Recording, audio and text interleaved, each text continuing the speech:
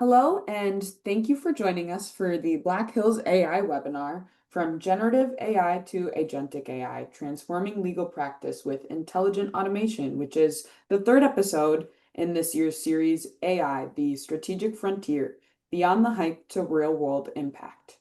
A recording of this episode and the slides will be made available on the Black Hills AI YouTube channel, as well as the Black Hills AI website.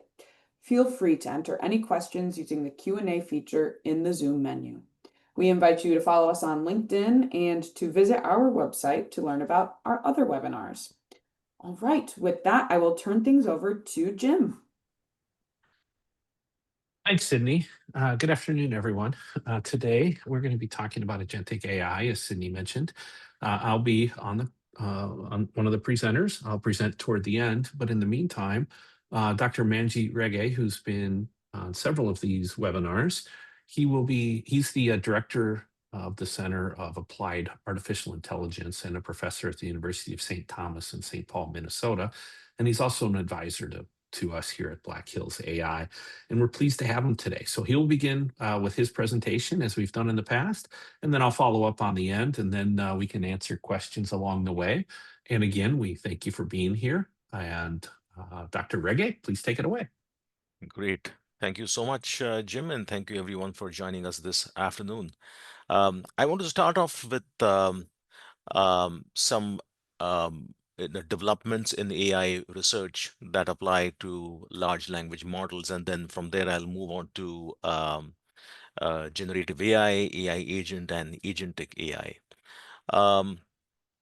So, if you have used whether it's Claude, ChatGPT, or any of these large language models, one thing that is very apparent or clear is its non-deterministic nature.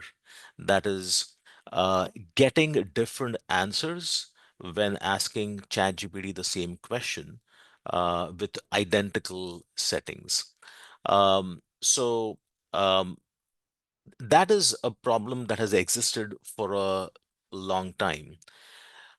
So a particular startup, which was founded by the former CTO of OpenAI, called Thinking Machines, they have made this particular new discovery, and they have come up with this new approach that is able to address. So there is a researcher within the company. So they have developed, and that person is a expert in PyTorch, which is a framework for developing AI models. Um, so what basically, if you think about it in terms of, if I have to give you an analogy, imagine, ordering the same coffee at Starbucks, right? But it tastes different depending on how many other customers are in line. That's essentially what's happening with AI models. When an AI server is busy handling, lots of requests, it processes them in batches.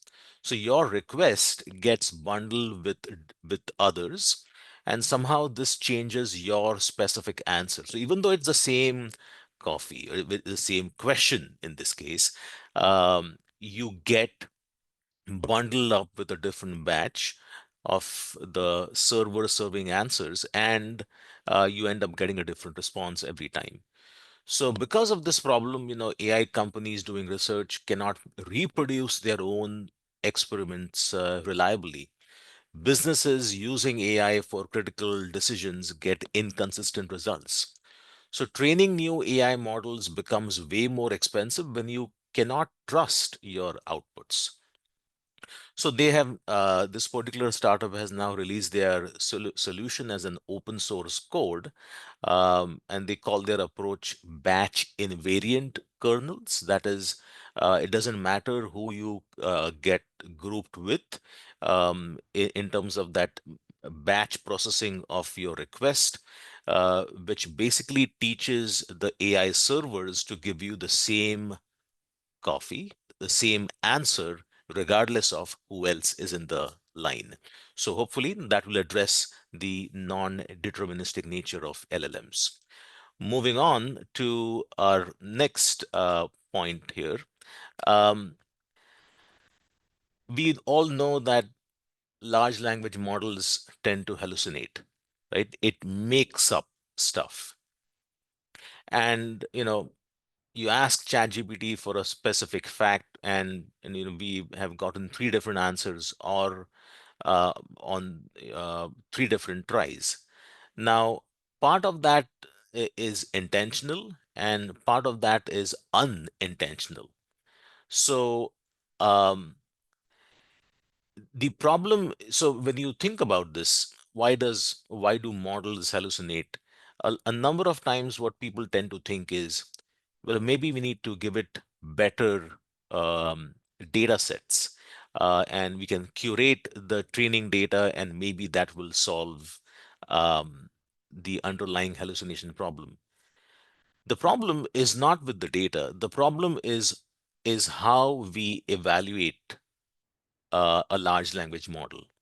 So think about it like, um, when a student takes a test, a multiple choice exam, what does a student do when he or she does not know the answer to a question? The student just, ends up picking one of the choices very randomly. And that is exactly the same thing that happens with a large language model. When a large language model does not know the answer to a question, it is incentivized, the way it is evaluated during training, to come up with an answer, and it does not get penalized uh, to come up with the wrong answer. So if we are able to change that metric about evaluating large language models correctly, that is penalizing them when they get it wrong, I think that can solve this LLM hallucination problem. So that was, from the world of AI research, latest happenings. I'll now move on to talking about generative AI, AI agents. They tend to be used quite interchangeably. So I'm going to start with a simple analogy, and then we'll go into technical details. Suppose you have a car rental business and you hire two attendants, Sam and Alex. Sam is efficient and accurate. He greets a customer, takes down their request, and rents them the car they ask for.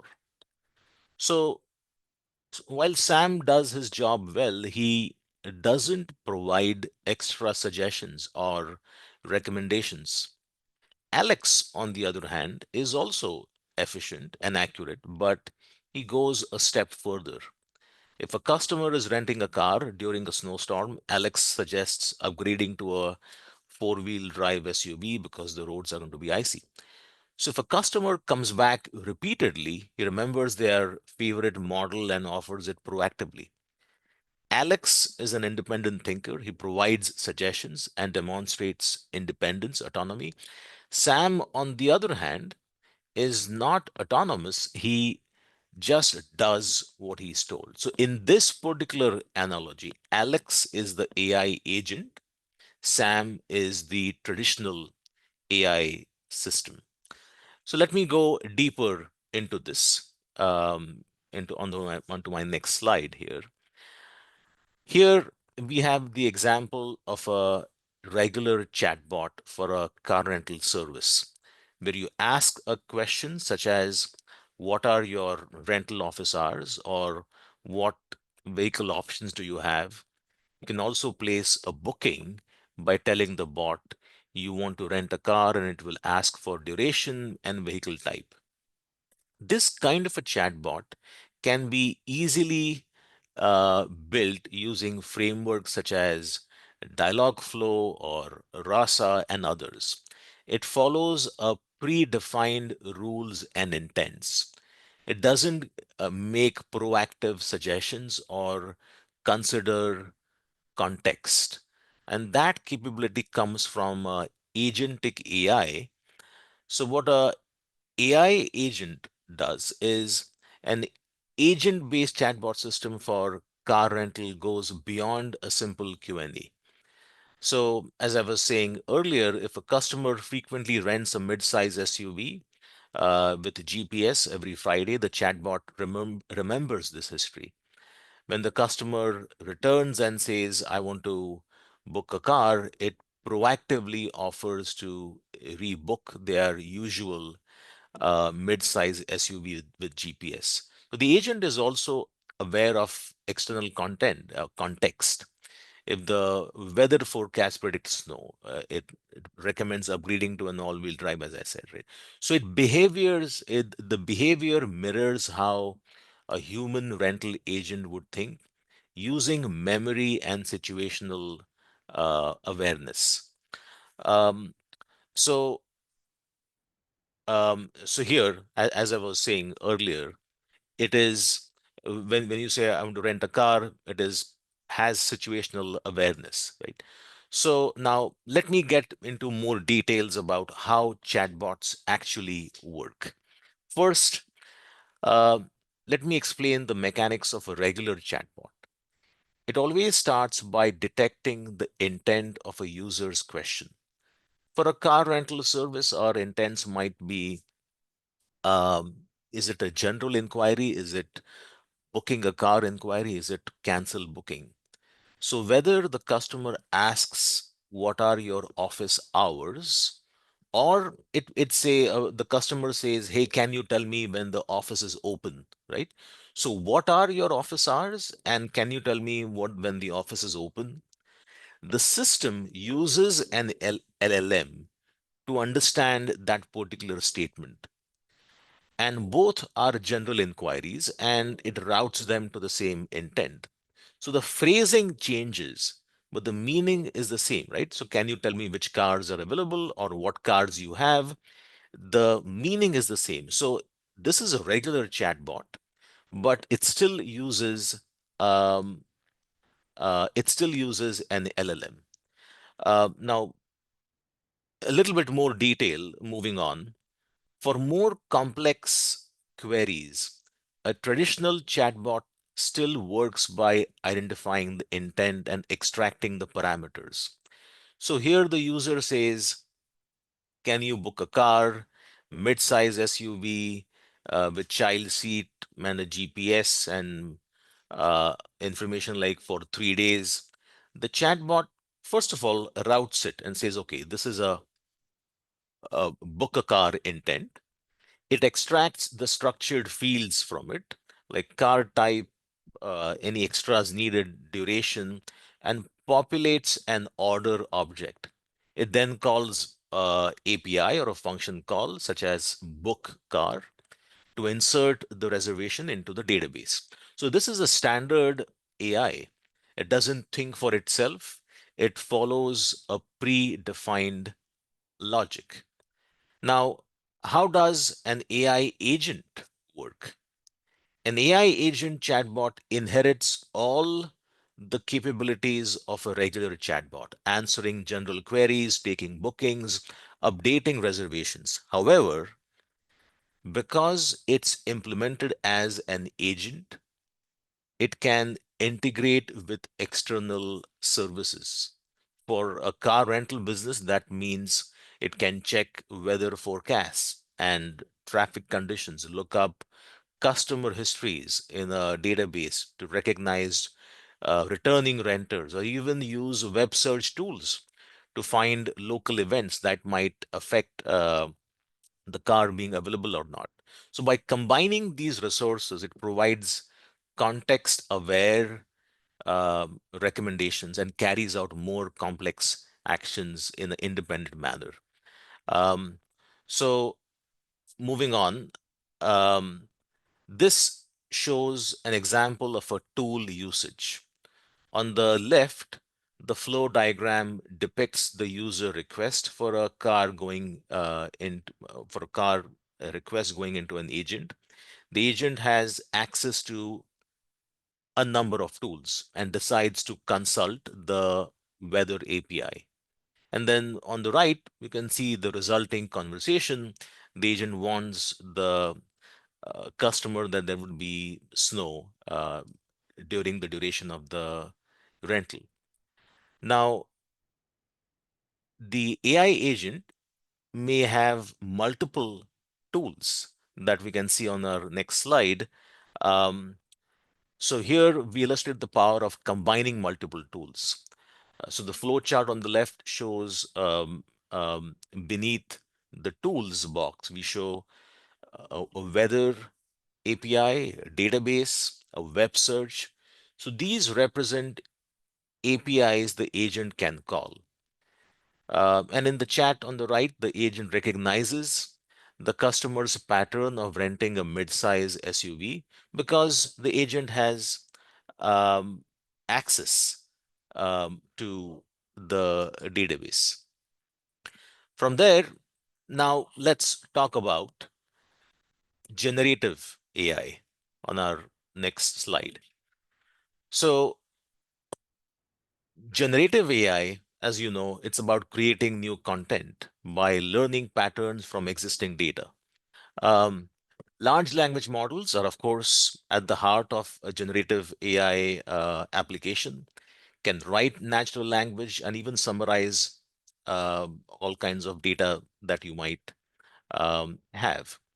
So let me illustrate a typical generative AI scenario and talk about some of its drawbacks as well. So here, what I have is I have asked the large language model summarize my receipts from my business trip last week and categorize the receipts by type. Is it meals, lodging, transport? That is straightforward for an LLM, no problems at all. So it does this grouping on the right. Now, if I ask a different question on the next slide, um, what is our current reimbursement limit for hotel expenses to a large language model? The response that you get is that I do not know the latest policy. My knowledge is cut off at December 2024, right? So as long as you asked a question that was summarization and it could rely on its prior learning, it did the job for you. The moment you asked something like that it needed access to, it said, I don't have access to that information, to your enterprise data. So that is a typical LLM scenario. Now, if you give that LLM access to an API, what is our current reimbursement limit for hotel expenses? Right away, it gives you that response. So through that API, then LLM is accessing your enterprise data. So moving a little bit further, AI agent is able to do a number of tasks independently without the user giving a lot of input. So the user just has to specify. So submit an example, an expense report for my trip to Chicago last week, attach all receipts, categorize them, ensure compliance, and notify my manager. So taking that particular prompt, an AI agent is able to break this up into multiple steps, as you can see here, those 4 steps. And the last one is notifying the manager and then eventually telling you that a confirmation email has been sent to and the job has been done. So it is not just relying on its prior knowledge. It is achieving a goal, and to achieve that goal, it is breaking up that entire process into multiple steps. So an AI agent is a software program that can interact with its surroundings, gather information, and use that information to complete tasks on its own. And that is the important part here, right? On its own to achieve goal set by a human. Now, that is what an one AI agent does. You often hear the term agentic AI. So agentic AI is a larger scenario. An agentic AI may have one AI agent in it, or it may have multiple agents. Let me first start with the most simple scenario here. The prompt here requests full reimbursement processing, including matching receipts against card statements, removing duplicates, enforcing policy, coordinating approvals, and updating the budget. So the LLM coordinates calls to various services. There could be a policy database, there could be an expense system, credit card data, email notification. So all of these are done in an agentic AI scenario. Now, in an agentic AI scenario, you need not only have one agent, you may have multiple agents talking to each other. And each agent has um, a very focused application. Compliance AI agent may deal with all kinds of compliance issues, HR, legal, expenditure, policy. Expense AI takes on this task of reimbursement processing, but it is focused on that. So it now communicates with this compliance AI agent to see whether this particular request that we have obtained for reimbursement is complying with our company policy or not. So now you have two agents talking to each other. So that is a truly an agentic AI scenario. And you can make this even more complex, right? You can have multiple agents, 4 or 5 agents talking to each other, but each one of them are focused on one particular specialized goal achievement. So, how do you define an agentic AI? Agentic AI is a system where one or more AI agents work autonomously. Again, an AI agent is a software program that is autonomous, and they're trying to achieve longer tasks, making their own decisions using tools. And what I mean by tools is that API access that I meant, whether it's a weather API, whether it's a database. And at the end of all of this, they are trying to achieve a specific goal. So, to summarize, generative AI relies solely on its training data and cannot fetch up to date information or perform actions. AI agents augment generative capabilities with tool use and decision making. But they typically, AI agents focus on a single workflow. Agentic AI orchestrates several agents and tools handling long, complex processes from start to finish. So that is the distinction between generative AI, AI agent, and agentic AI. And you will see agentic AI in action at Black Hills AI here. Over to you, Jim. Thanks, Dr. Rege. I appreciate your insightful comments. And if you have any questions along the way, please feel free to submit them using the question function. Is that turned on today? I'm just looking. If it's not, you can submit your questions via chat.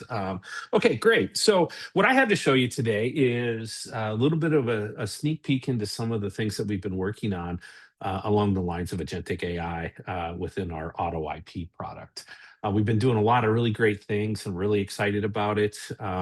We have our web platform. What you're looking at on the screen right now is an image from our web platform. And on the left, you see documents that have been uploaded and things that have been either generated by the tool itself or things that the users have uploaded. Now, this one happens to be a patent application that was drafted using the Otto IP tool and the web platform. But we also have integration of our web platform, or I'm sorry, of our Otto IP tool within Microsoft Word as well through a Word add-in. And you can use it for all sorts of different things, both in a more of a standard generative AI sense and also in an agentic sort of way. But even within this Word add-in, we have additional features such as antecedent basis checking that there's other tools on the market that do it. But what's amazing is with ours is that we built it into our tool, and all of our customers will have access to this.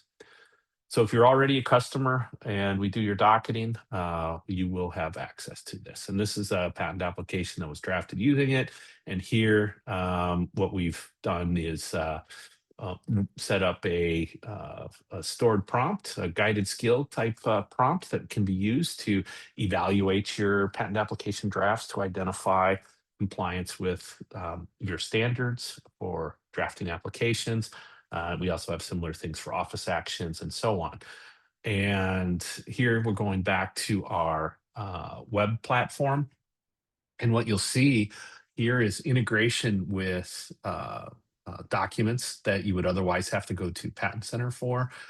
Here in this case, you'll see that we're also counting the number of references that have been cited in IDSs by applicants. This one currently sits at 0 because this one was hasn't had an IDS filed by the applicant yet. But that being said, we do count those. So when you go to file your patent application or your IDSs in view of the new rules, we go ahead and count those for you. And from my experience is that it's more accurate than a person counting them. I did a lot of testing on that myself, and every time there was a disparity between what I counted and what the tool counted, it was my fault. So anyway, we have a very interesting interface here where we can see the document that's being viewed that was selected here on the left. When you click the paperclip, it adds it to context for interaction with AI. So you can quickly add all of your documents from Patent Center into context and interact with them here.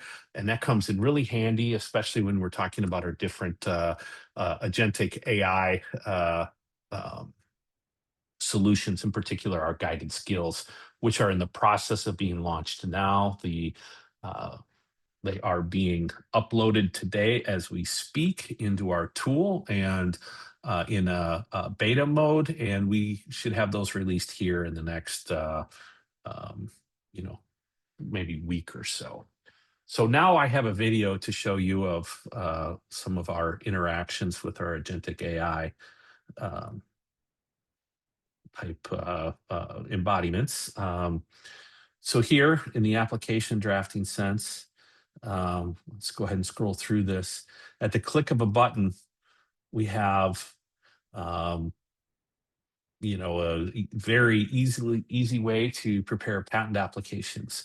What we have is in the middle an invention disclosure that's been added to context. When you trigger the guided skill for drafting patent applications, it'll make a recommendation to you on the types of documents to add to context. So it would be like a disclosure from your client. It could be let's see.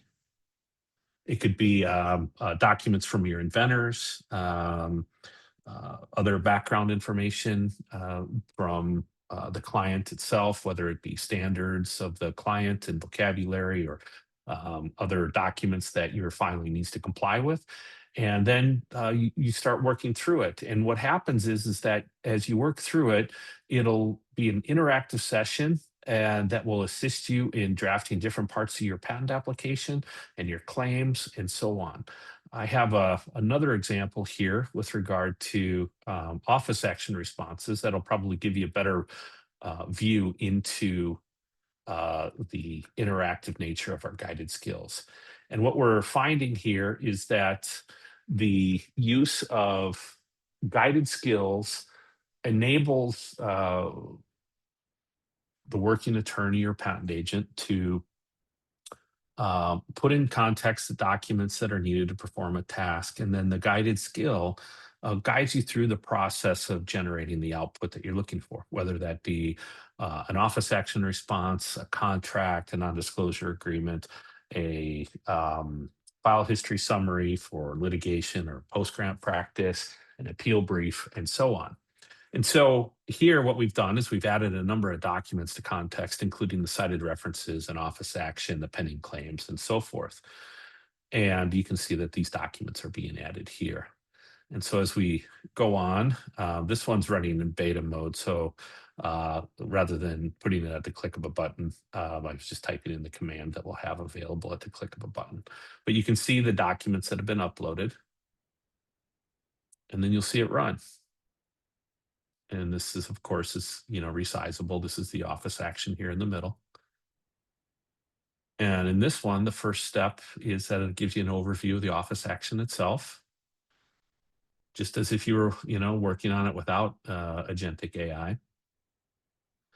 And it asks you questions at each step. Or do you, is this what you're looking for? Do you see anything incorrect here?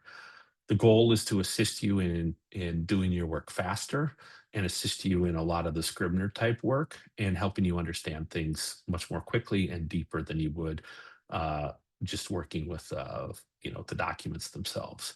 So then I tell it to proceed, and it goes on to the next step, evaluating the rejections step by step. So you become familiar with the rejections, gives you a summary of those. And of course, at any time, you can go back and you can scroll through the office action itself there in the middle and go from there. So again, we're continuing on. It gives you an assessment of the different rejections, gives you recommendations on how to overcome them, identifies the strongest and weakest positions and rejections of the examiner, and what your way forward might be. And you may or may not agree. You may look at it and have a different view, but you can respond and ask it to update its strategy a lot more in line with what your thoughts are. So as we continue on, it's making recommendations for claim amendments.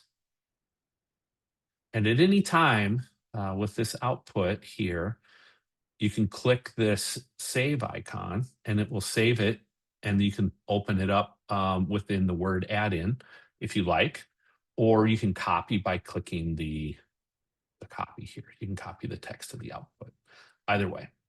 So this is developed, by patent attorneys for patent attorneys, within the idea in mind that you can easily move between this platform, the web platform, and the Word add-in platform.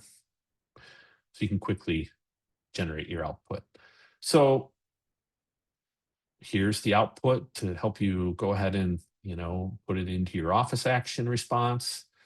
And one option that we have is that you can upload, one or more copies of different documents to use as examples, or like what you want your response to look like, formatting wise, or the type of argumentation you want to use, and so on. So the output is more in line with what your preference is and how you respond. Here you're seeing a style that has more numbered items and bullet points. Your choice might be slightly different.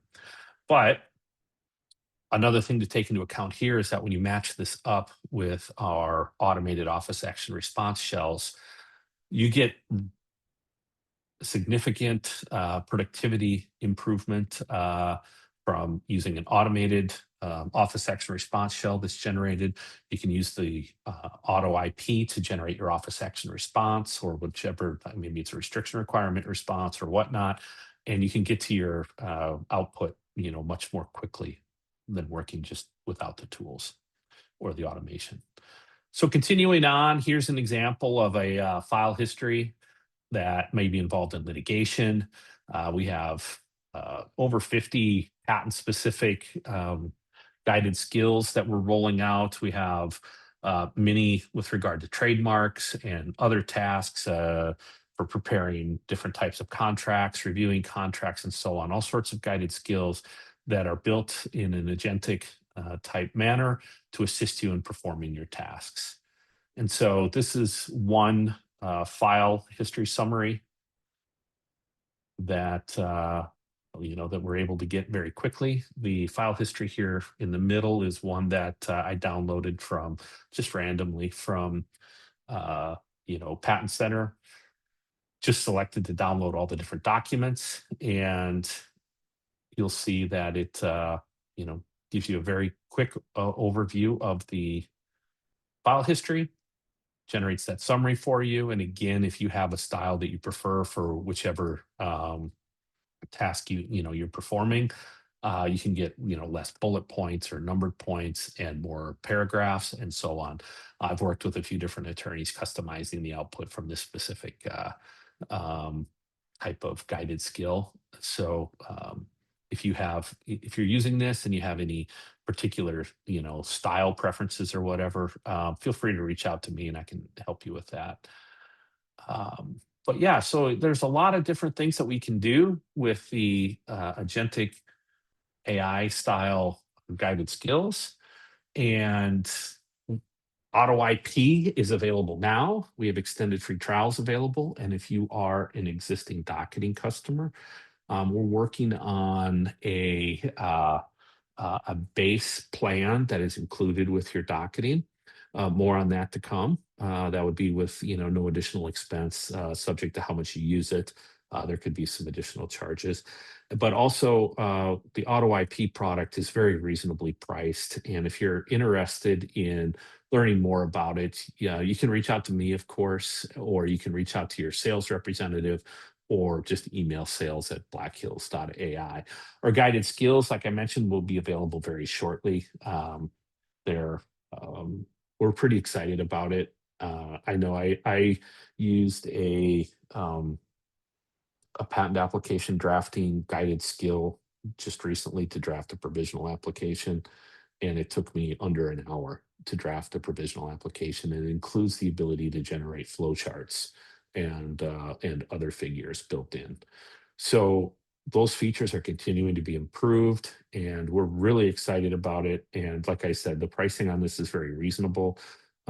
Rather than having different modules where you pay, say, $500 or $400 for a patent application drafting module and another $400 for a office action response module, we're looking at a model where we're talking maybe in the ballpark of around $200 and maybe even less to get everything. And that's per seat per month. So priced very aggressively. We're not in the business of taking advantage of our customers, and we want to provide you access to all of your data and all of your documents in a very useful environment to help you, boost your productivity. So looking forward to talking to many more of you about that and showing you more of our agentic style AI solutions there. So that's all I have today. Do we have any questions? Oh, I see 2 questions here. Okay. Okay. If I'm not a docketing customer, will my file wrapper still show up in Otto IP? That's a great question. To get the file wrapper shown up in Otto IP, we can do that even if you're not a docketing customer. We can go over the details of that, with you.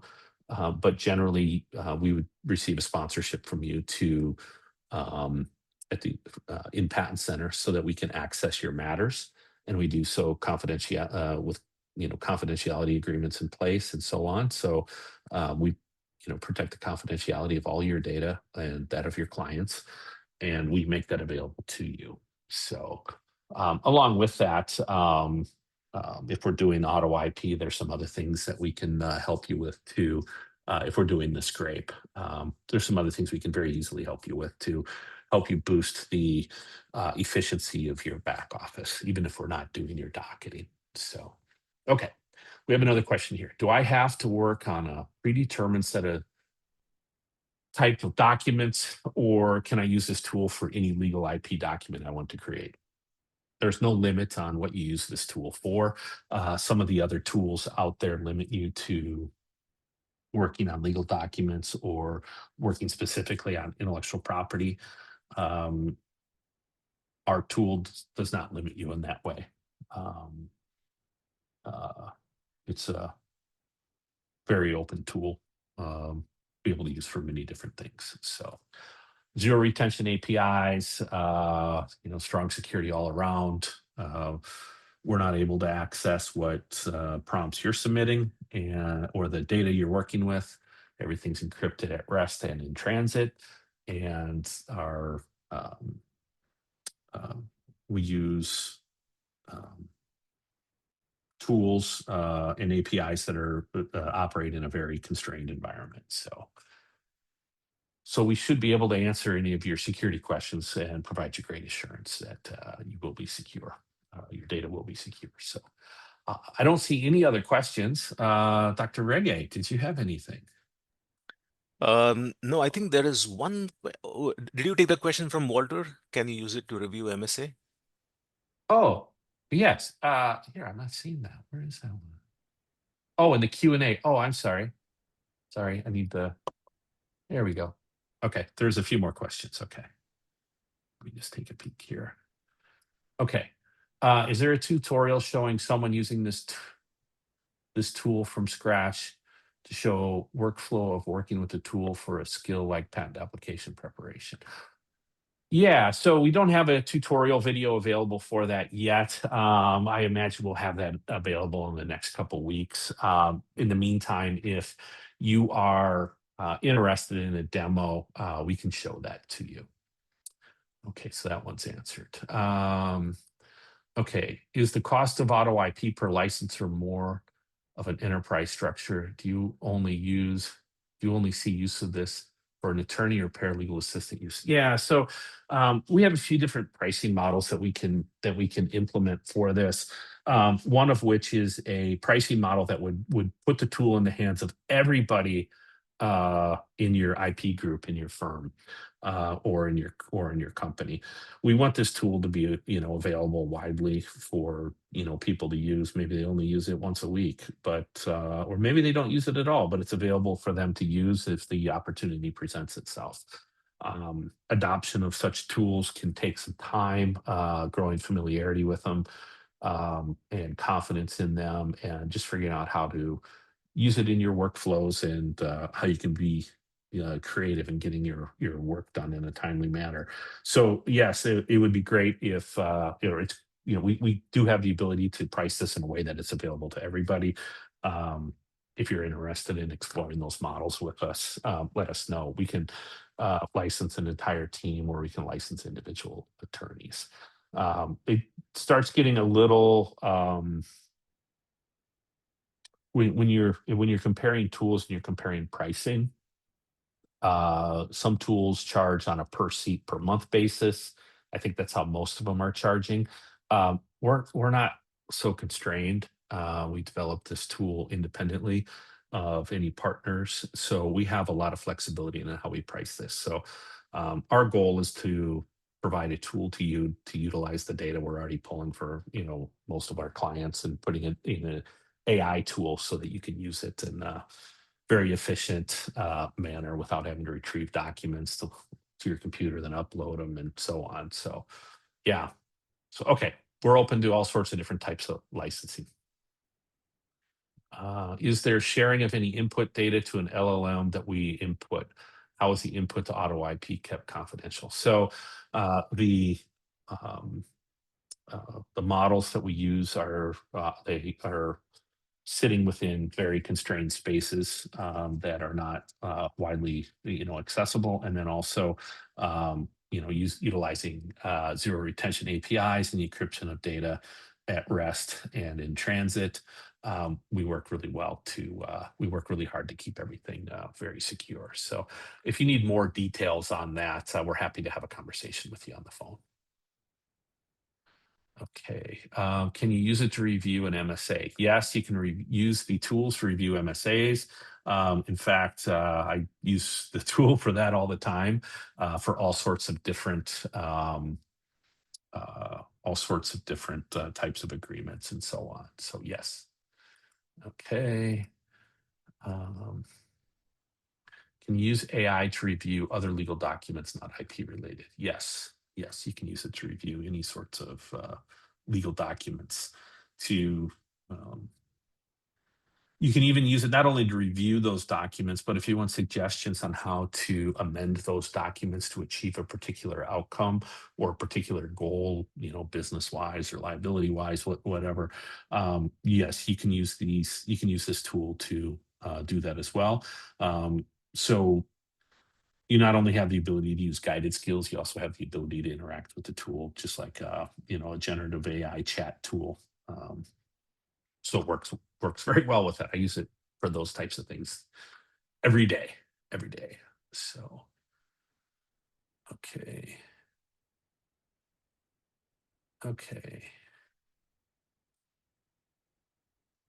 All righty. Let's see. Okay. Well, that's what we have for today. And if you have any other questions, I'm available to answer those, but otherwise feel free to send me an email. If you have anything for our sales team, you can send it to me at the address you can see on the screen. Or if you like, you can email or reach out to your sales representative, or you can email sales@blackhills.ai. If you have anything for Dr. Rege, feel free to email me and I can forward on those questions and get you in touch if needed. So that's what we have here. Let's see, I just got one more.